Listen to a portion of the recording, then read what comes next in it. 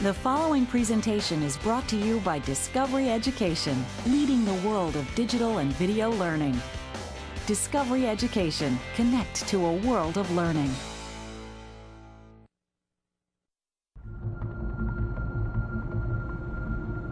Earth, 4.5 billion years ago. No water, no life, no future. A series of disasters turned this lifeless wasteland into a blue planet. With ice-covered mountains, lush jungles, and twisting canyons. It's a story 4.5 billion years in the making. And it starts with a bang.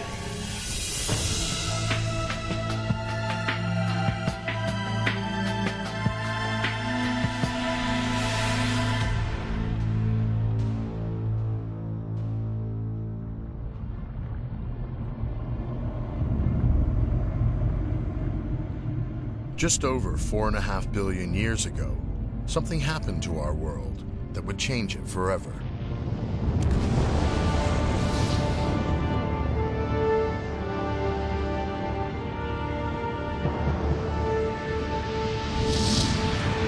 A planet the size of Mars collided with our own, fusing them both together. The collision ignited the engine that would ultimately change our world, transforming it from a desolate wilderness into the verdant planet we know today.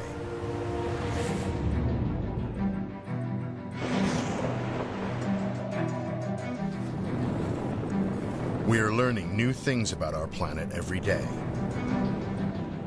And this is not the kind of geology that can be examined in a lab. To understand it takes a new kind of scientist. One who'll go to extremes to get answers. To crack the real Earth story, they have to live it.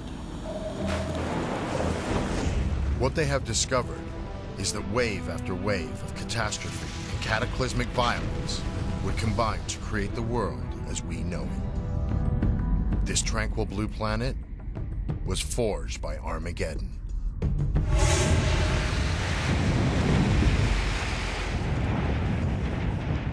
4.5 billion years ago, the Earth was a volcanic hell. The gases from this chaos formed a primitive atmosphere. Hydrogen combined with oxygen in that atmosphere to create water, which eventually covered the planet. But there was no land in the vast seas of the early Earth, just water, stained green by iron leaking from the Earth's core. So where did land come from? The answer lies not on the surface, but deep in the heart of the planet. The world as we know it floats on a sea of molten rock, known as magma, that bubbles just beneath the crust on which we walk. Because when the two worlds collided 4.5 billion years ago, they fused together to create a planet so huge that the extreme pressures melted its interior. The result was lava, rock heated to such enormous temperatures that it turns to liquid.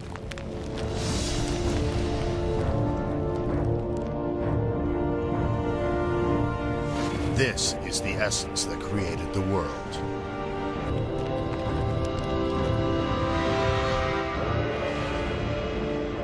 In the oceans of the early Earth, where the crust was only 3 miles deep, lava would push up to the surface through weak points, known as hotspots, dotted all over the planet.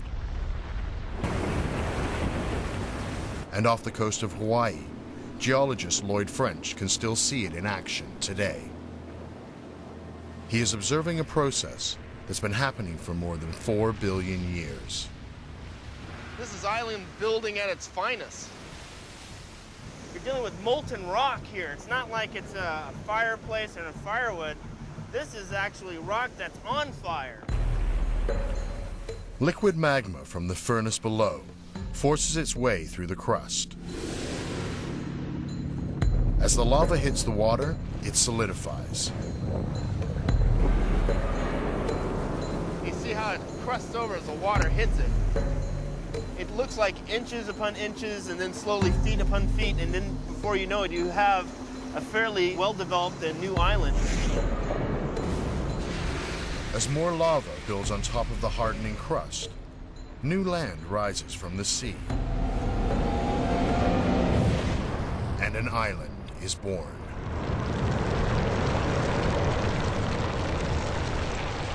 Four billion years ago, our planet was a world of island volcanoes rising from a noxious green sea.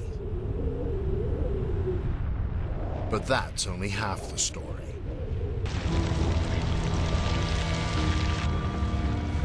To turn islands into continents takes a force even more unstoppable than lava. The entire surface of the world is made of tectonic plates, segments of the Earth's crust that spread from weak spots in the ocean floor and drift over the magma within the Earth. Their edges are marked by massive amounts of volcanic activity. Because when plates collide, all hell breaks loose.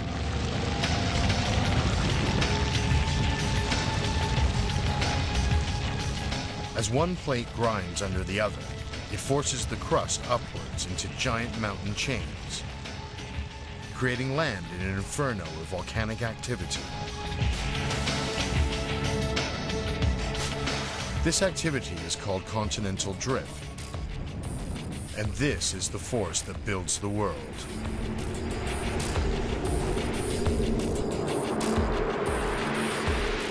For billions of years, continental drift would build bigger and bigger land masses.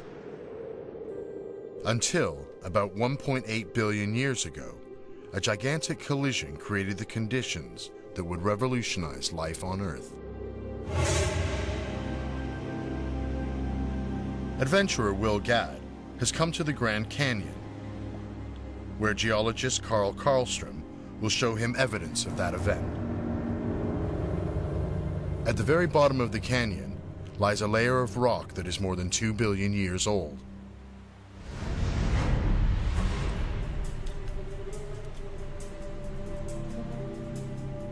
It's a crucial piece of evidence in the history of the Earth because it bears all the hallmarks of a continental collision. Check this out. This is fantastic. The layering in this and the banding here, which these are amazing metamorphic rocks. So what are the bands here? Well, imagine the forces when two continents collide. And you can see the evidence. They're just flowing along here, these nice little bands. There's a whole indication these rocks are formed by tremendous squeezing during a plate tectonic collision 1.8 billion years ago. Really, these are some of the oldest rocks in the Grand Canyon. This rock marks the moment when a continent was created. About 1.8 billion years ago, a small group of prehistoric islands got in the way of a giant landmass as it drifted across the Earth's crust. That landmass would one day become America. It bulldozed over the islands, crushing and twisting them in a cauldron of fire that fused them together into one gigantic continent. The world's first supercontinent, Rodinia.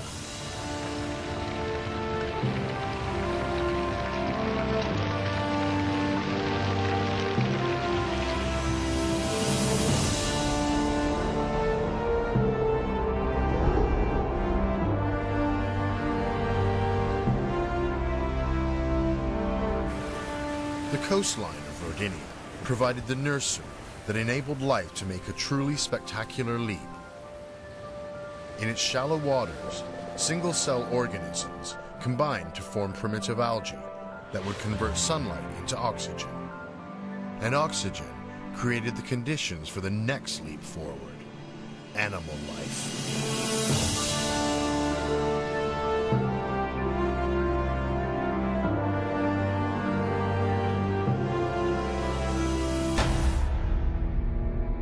Life had 1.5 billion years to flourish. But another global disaster was looming that would kill nearly all the creatures on the planet. 300 million years ago, the world was teeming with life. But life is a fragile thing. It doesn't take much to push it over the edge. And a chain of events was about to take place that nearly drove it to extinction.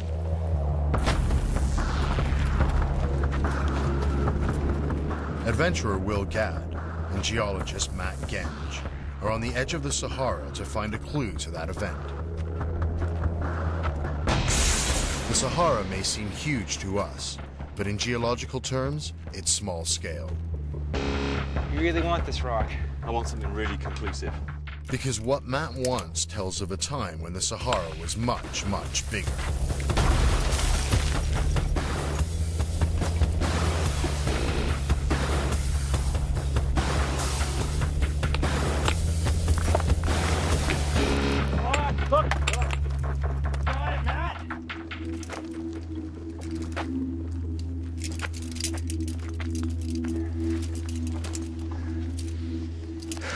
Welcome back. Oh, that's great. Yeah? That's exactly what I was hoping for. The rock shows that a desert existed in this place about 250 million years ago, but it tells a much bigger story than that. This desert was not the Sahara as we know it today. This comes from a much older desert, from the ancestor of the Sahara. In fact, I've got another member of the family here. This rock comes from the UK. From England? From northern England, and it's from exactly the same desert as this rock. The rocks from the Sahara and England come from the same bed of sandstone which lies across both countries. Only one kind of event could create a desert which spans two modern continents. And that event is intimately connected to the drift of the continents across the planet. 300 million years ago, a collision between two huge landmasses forced up the terrain into one gigantic supercontinent, even larger than Rodinia. It was called Pangaea, which literally means all Earth. The collision pushed up a colossal chain of mountains, larger than the Himalayas, which ran right across the center of the supercontinent.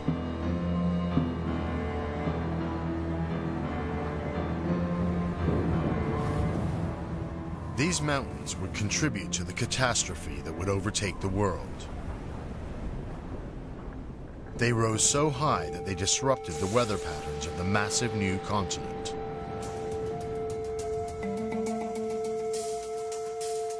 As they swept in from the ocean, clouds would hit the slopes of these highlands and rise up into the atmosphere to form what is known as a cloud base. Unable to drift inland, the clouds would gather more and more moisture until the water vapor in them fell on the coastline as rain.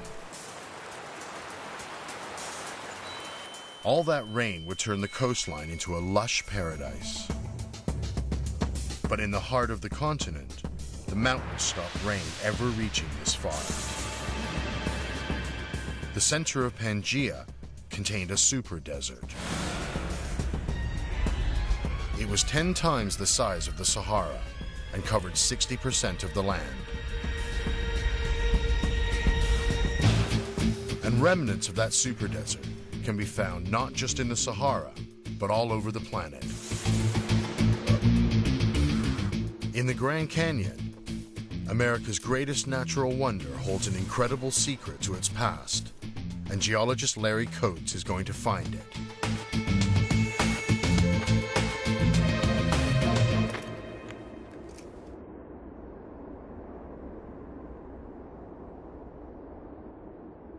The Grand Canyon is one of the few places on Earth where a gash is cut into these rock layers that allow us to travel so far back in the geologic past.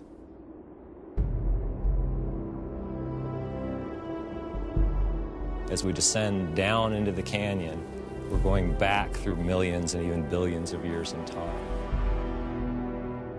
Here, Larry can see that part of the canyon is made of vast dunes, formed by the wind.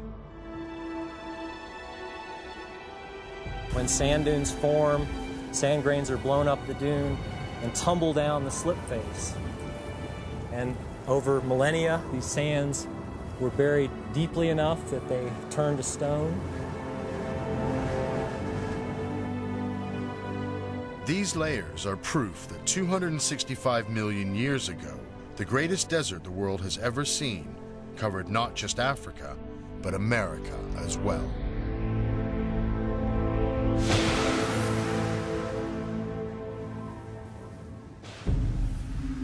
This desert coincided with the most devastating extinction in the history of the world.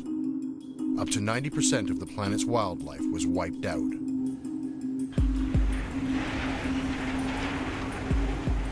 Scientists are still divided about what caused the extinction.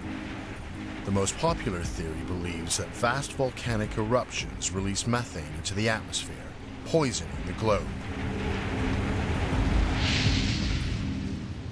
This coincided with a massive rise in global temperatures, which created Pangaea's super desert and killed off most of the world. Such profound climate change would kickstart the next chapter of life.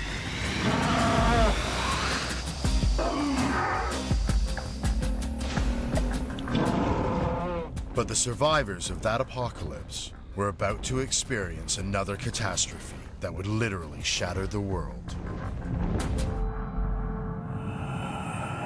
250 million years ago, our world was on the brink of extinction.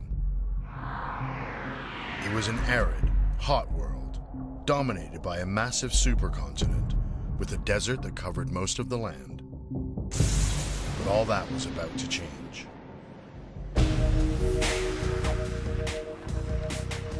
In the northern Sahara, paleontologist Matt Lamana has been exploring a part of the desert that tells a surprisingly different story.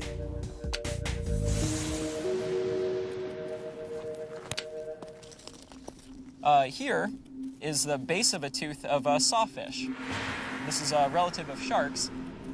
This is actually butting up right against a piece of turtle shell right here. How on earth could sea creatures like this exist in the middle of the desert? There's only one possible explanation.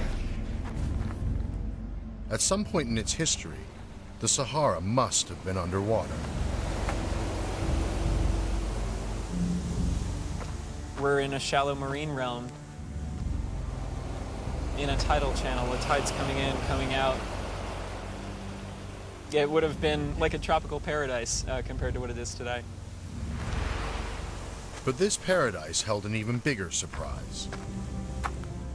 While excavating the area, Matt's team found the bones of one of the largest dinosaurs that ever lived. Our best guess is that it was between 80 and 90 feet long and probably weighed between 40 and 45 tons. This was the land of the dinosaurs, a sweltering, larger-than-life world dominated by giants. But creatures this huge could not survive without massive amounts of vegetation. So what happened to the desert world of Pangaea to trigger such a change? The answer to that question can be found deep in the jungles of South America. Here, geologists Hans Kraus and Terry Aiken are traveling into the heart of Venezuela in search of clues to the death of a supercontinent. It is one of the hardest places in the world to reach.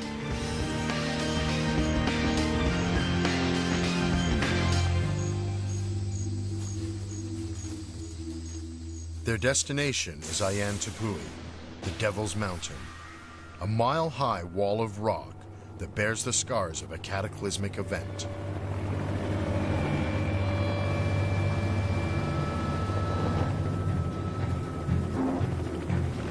They find what they are looking for amid a landscape of mysterious spires and broken rock on the top of Ayantapui.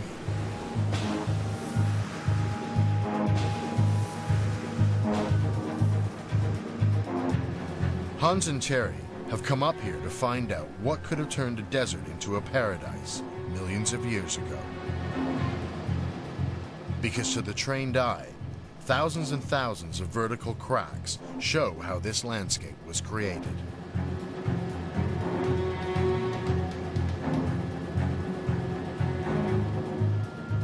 You could kind of see the real distinct square and diamond shape to the towers, which reflects the fracture pattern within the rock.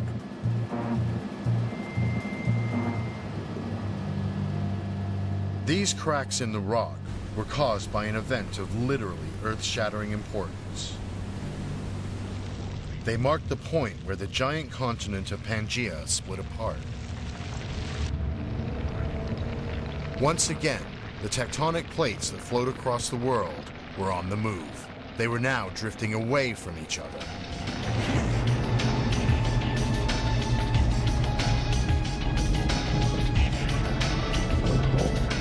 Inch by inch, millennium by millennium, the ancient supercontinents separated into several new continents, including South America.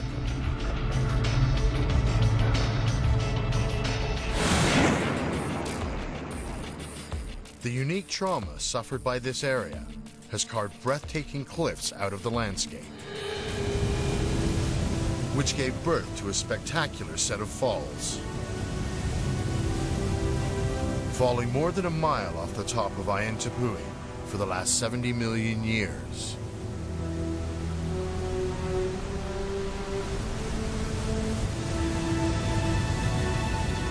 This is Angel Falls.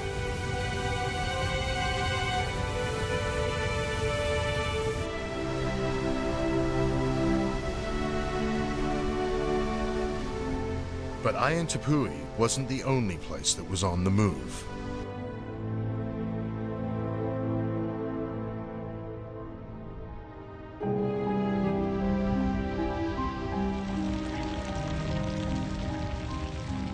As the supercontinent pulled apart, the land that would become the Sahara collapsed.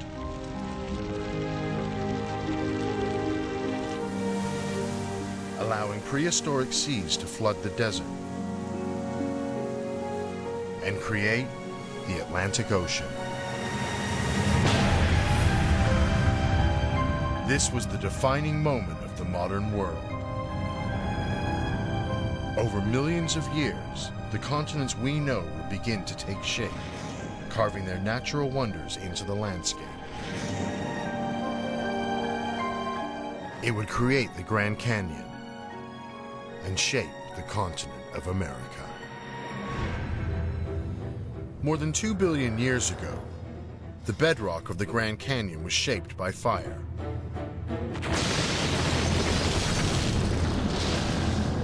Crushed by titanic forces, it helped to mold the continent. And it baked in the sweltering heat of the desert that covered the world.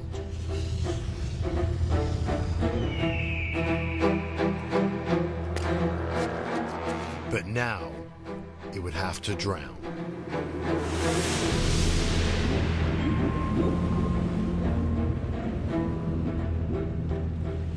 Time and again throughout its history, the Grand Canyon was submerged beneath the seas of prehistoric Earth.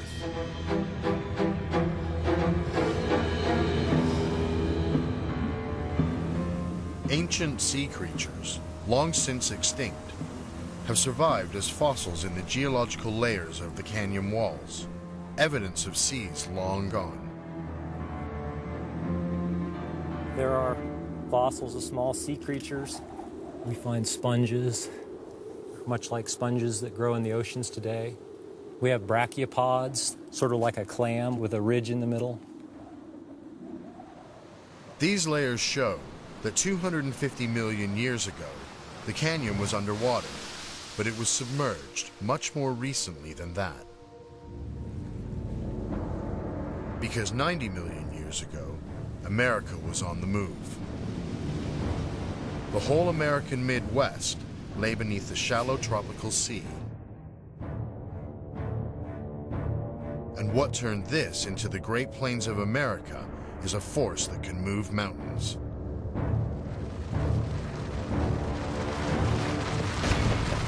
As it drifted across the world, the North American plate found its way blocked by the Pacific. The two plates collided in a clash of the titans, where there could only be one conclusion. The collision pushed the Earth into a massive fold, and the Colorado Plateau rose 3 miles into the sky. The rising land would have a profound effect on the seas that covered the continent. The inland sea drained away to make way for Middle America. And the drifting continent crumpled against the Pacific Plate, giving birth to the Rocky Mountains.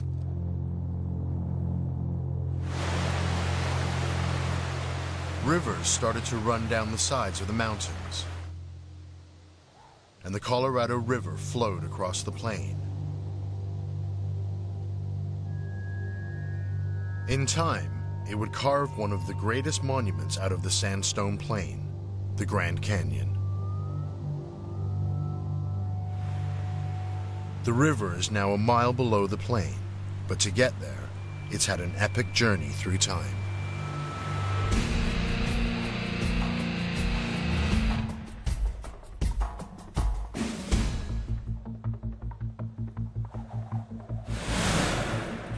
Will Gadd and geologist Micah Jessup are climbing a 400-foot rock spire to find out just how far the Colorado has traveled.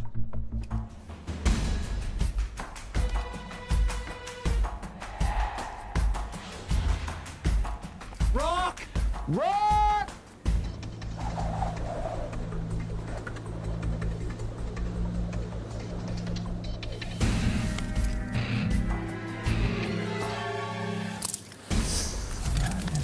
Wow, that was great. Good route, hey? Yeah. Nice job. What of you? Not bad, eh? What Will and Micah are looking at is no ordinary hole in the ground. The Colorado River has scoured away layer after layer of the red rock of the plateau. From their vantage point, atop one tiny shard of those missing layers, they can see how the land has been stripped away, leaving it open to the elements. Exposed in the red rock below them lies the entire history of America. So this is almost like a fossil, a pre-Grand Canyon fossilized landscape. Yeah, it gives you a sense of what it was like before it eroded down to where it is today. These layers record the most famous disaster in all of Earth's apocalyptic history. 65 million years ago, a massive asteroid hit the Earth. The impact combined with an upsurge in volcanic activity to set off a nuclear winter that would wipe out the dinosaurs. Nothing weighing more than 22 pounds survived. The creatures best suited to survive this catastrophe were the mammals. In time, they would take on all shapes and sizes, spreading across the planet. But they, too, would have their own trials to survive. Deep beneath the seas of Australia lies evidence of another great catastrophe. A catastrophe that would profoundly affect the world. And a team of divers are risking their lives to find it. I think we've got about 2 minutes left here. Yeah, Roger, we'll take the sample here.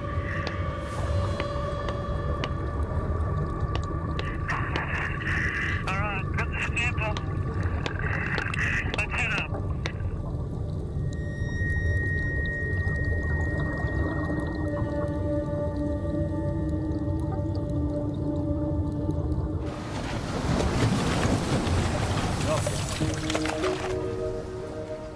What they have recovered is something that shouldn't exist.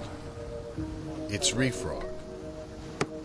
But it comes from a place that's far too deep for a reef to survive. There can be only one possible explanation. At some time, the sea level must have been much lower than it is today. What kind of catastrophe could make sea levels drop more than 160 feet? The answer is an ice age. Welcome to Alaska. 12,000 years ago, the world was gripped by an ice age. The poles extended down across the planet until 1/3 of the world was encased in ice. The remnants of that ice age can still be seen today, evidence of a time when glaciers covered the world.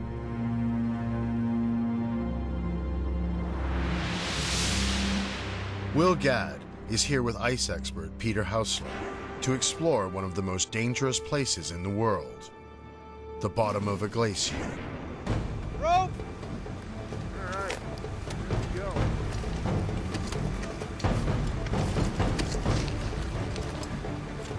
Long way down.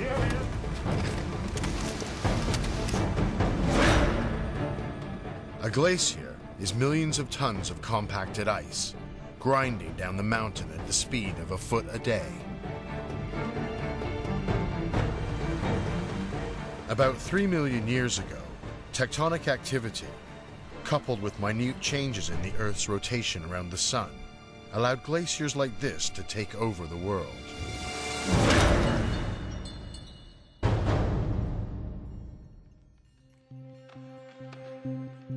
As global temperatures plummeted, snowfalls began to compact one on top of the other, fusing together into one huge mass of ice. More and more snow crushed down, forcing out every molecule of air until there was nothing left except solid water ice. The ice started to flow under its own weight, and millions of glaciers rumbled inexorably down from the poles, like a slow-motion tidal wave engulfing the world. The Ice Age had begun. Alaska still contains glaciers that formed during that age, when they literally reshaped the world.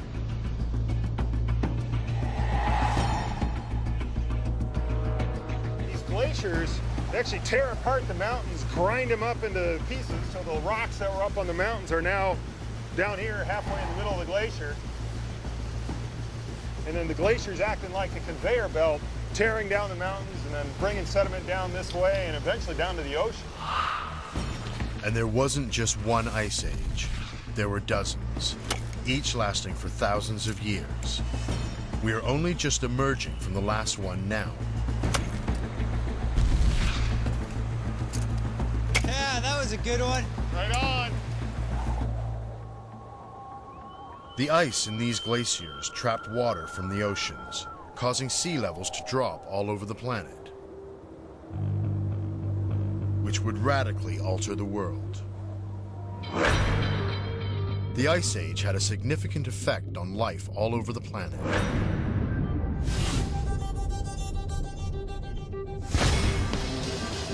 And marine geophysicist Thomas Sieglitz is looking for evidence of this today.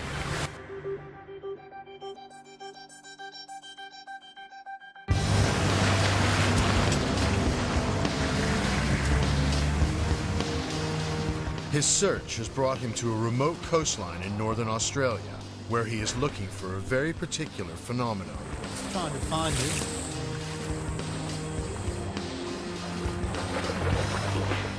Here it is. I've got it, I think. I've seen this stuff bubbling out, and what's actually coming out of this is fresh water you can drink. This is a wonky hole. It's a tunnel beneath the ocean that follows the path of an ancient river. So amazingly, fresh water now flows under the sea. How could such an aberration of nature exist? The fact that the wonky holes are found along these river channels just tells us that at some point in the geological past, the sea level must have been low to be able to form those channels, otherwise they would not be there. 12,000 years ago, the Ice Age caused sea levels to fall across the world. This exposed the coastline in Australia, creating rivers which today carry fresh water into the sea.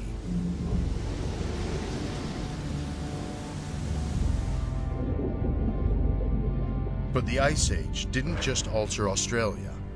In the Eastern Sahara, Matt Genge is exploring an ancient network of caves, 12,000 years old.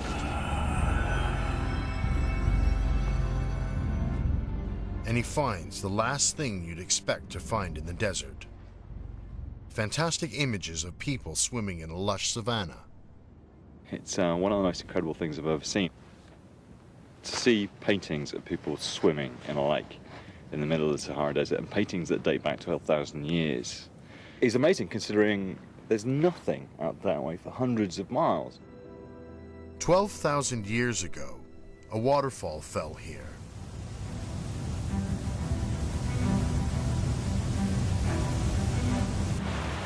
Feeding an oasis that covered most of the land.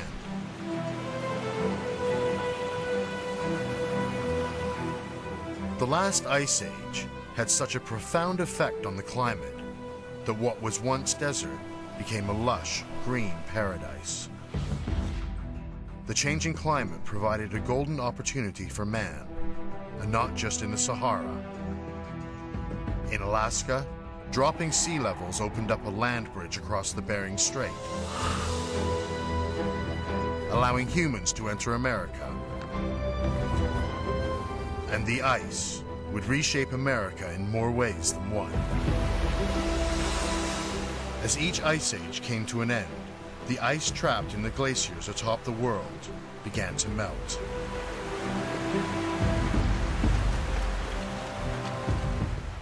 In Western America, flash floods from the glacial meltwaters would cascade down the slopes of the Rocky Mountains and surge along the Grand Canyon. The meltwater carried huge boulders, once trapped in the glaciers. They gouged rock from the riverbed, eroding the canyon walls.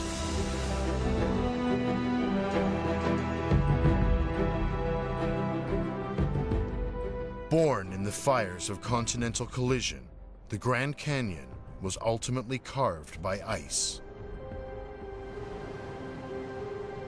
Ice is an incredibly destructive force, even when it isn't a glacier. Something as tiny as a water droplet can squeeze beneath the cracks in the canyon, and when it freezes, it prizes rock from the rim.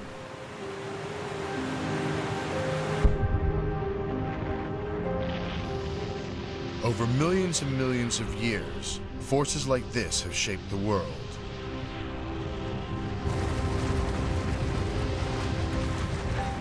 Even after the last ice age, they continue to wear away canyons, create deep river valleys, and reduce mountains into plains.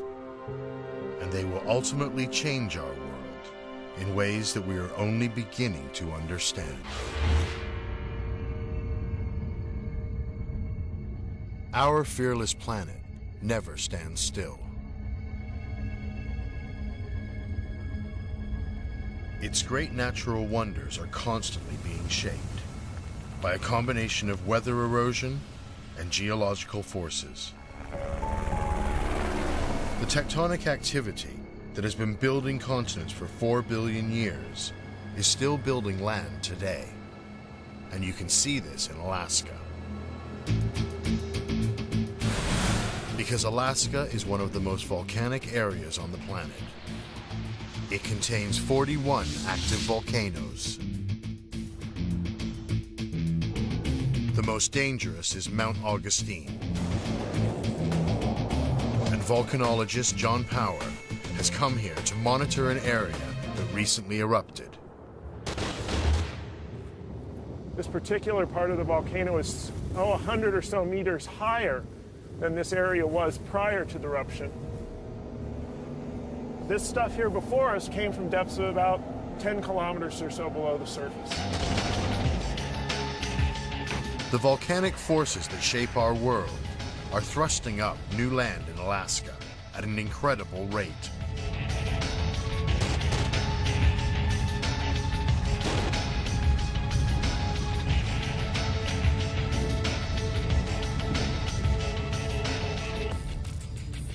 land that we're standing on here is really only about 12 or 13 months old. It certainly is about the youngest land you'll find in Alaska. Beneath this ice, the primal forces that have been building the Earth for the last 4 billion years are still boiling to the surface. Yet even as new land rises, other parts of the world are disappearing. Over the last 15 to 20 years, temperatures throughout Alaska have been rising at an increasing rate. And high above Nick Valley in southern Alaska, the effects of this are laid out below on the valley floor.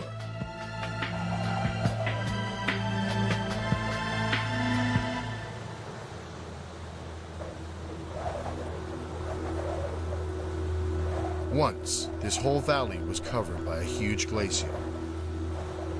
Now, where once there was ice, trees cover the valley floor, chasing the glacier back into the mountains. Life as we know it is making its mark all over the planet.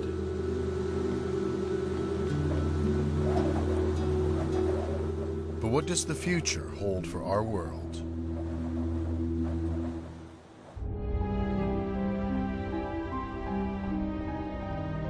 200 million years from now, continental drift will pull our world back together to create another giant supercontinent, Pangaea Ultima. It will be so huge that a massive superdesert will once again sit at its heart. Who knows whether mankind will still be there to see it? The dinosaurs ruled the world for 150 million years. Homo sapiens have only been around for 0.2. We've already altered the planet more radically than any creature in Earth's history. But in geological terms, we are just a blip in time. 4.5 billion years of history have taught us that the forces which created the natural wonders we enjoy today will throw up landscapes even greater, even more awesome than any we have known.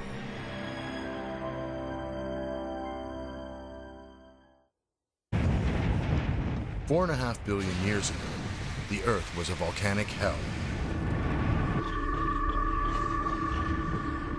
The gases from this chaos formed a primitive atmosphere. Hydrogen combined with oxygen in that atmosphere to create water, which eventually covered the planet.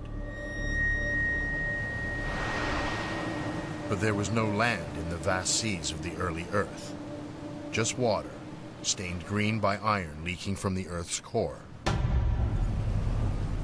So where did land come from? The answer lies not on the surface, but deep in the heart of the planet. The world as we know it floats on a sea of molten rock, known as magma, that bubbles just beneath the crust on which we walk, a billion years in the making. And it starts with a bang.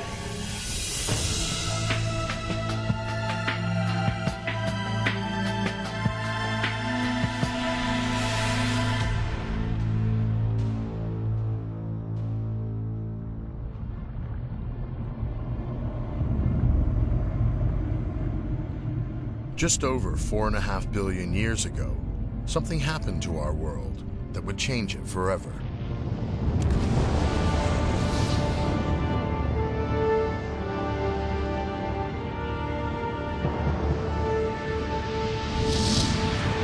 A planet the size of Mars collided with our own, fusing them both together. The collision ignited the engine that would ultimately change our world, transforming it from a desolate wilderness. The following presentation is brought to you by Discovery Education, leading the world of digital and video learning. Discovery Education, connect to a world of learning.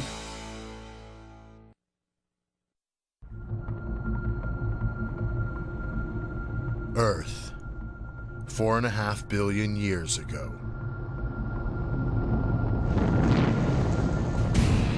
No water, no life, no future. A series of disasters turned this lifeless wasteland into a blue planet with ice-covered mountains, lush jungles, and twisting canyons. It's a story 4.5 wilderness into the verdant planet we know today.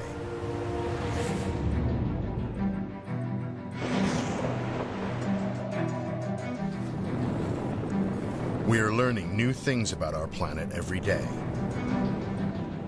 And this is not the kind of geology that can be examined in a lab. To understand it takes a new kind of scientist. One who'll go to extremes to get answers. To crack the real Earth story, they have to live it. What they have discovered is that wave after wave of catastrophe and cataclysmic violence would combine to create the world as we know it. This tranquil blue planet was forged by Armageddon.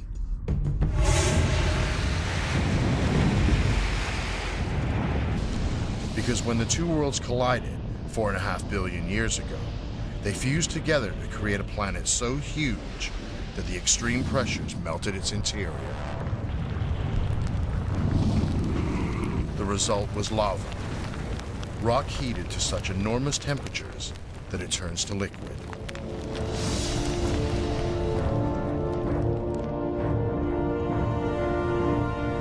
This is the essence that created the world.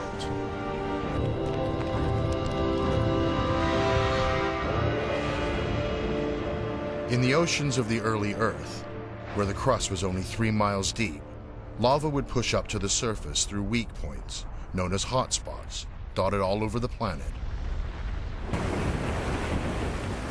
And off the coast of Hawaii, geologist Lloyd French can still see it in action.